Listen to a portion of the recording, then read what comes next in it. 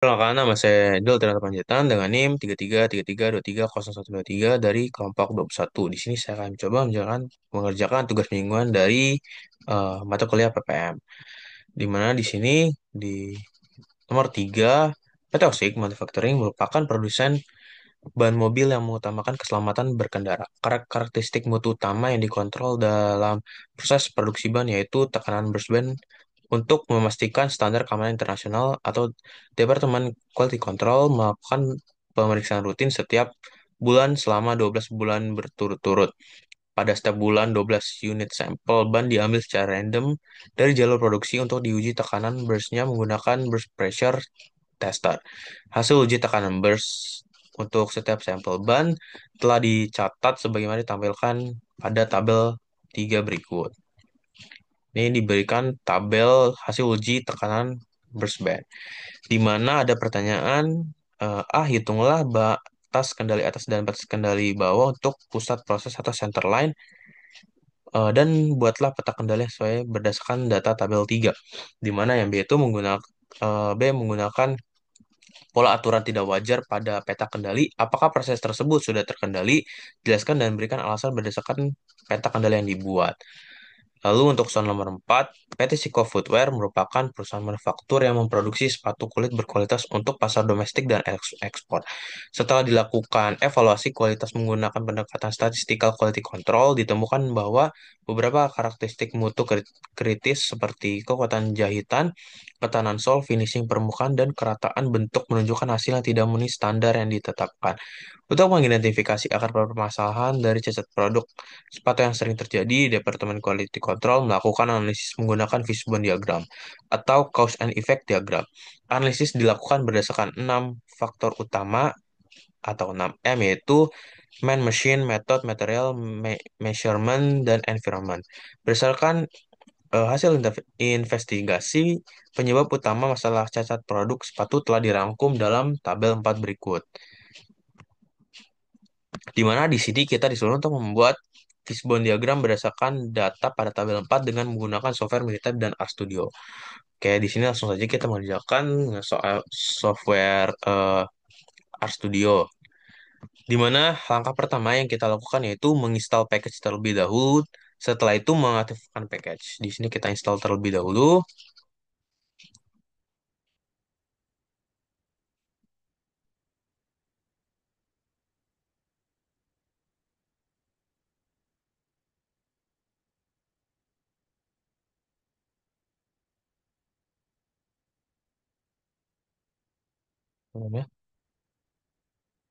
Ya, seperti sudah. Setelah itu, setelah kita menginstal package, kita mengaktifkan package. Di sini sudah. Kita langsung ke soal nomor 3.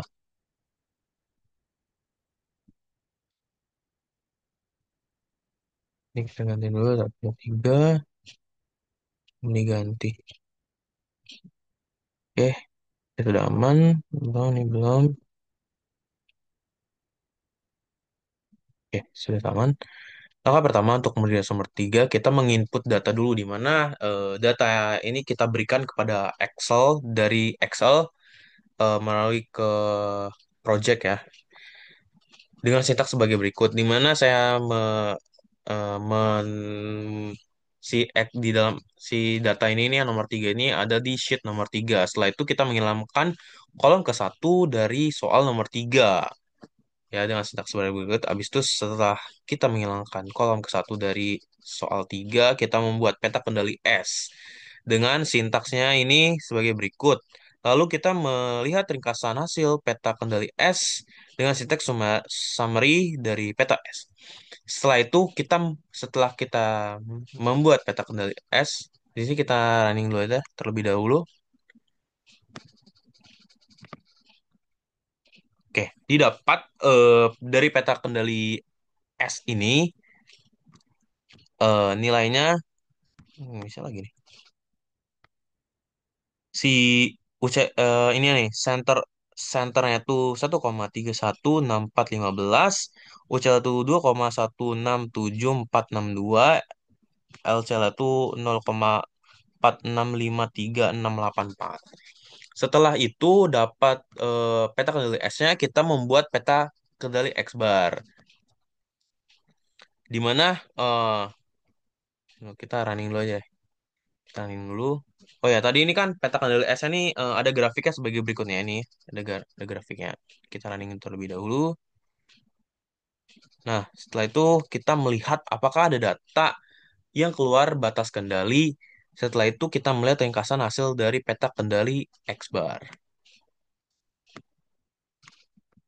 Salah. Belum.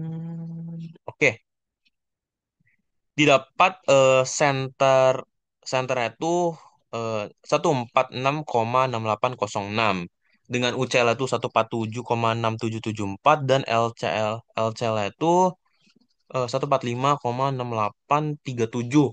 Di mana dari gambar ini ya, dari peta kendali X bar ini didapat dapat ini ya, data yang berada di outlier di data ke-5 dan juga data ke-9. Eh,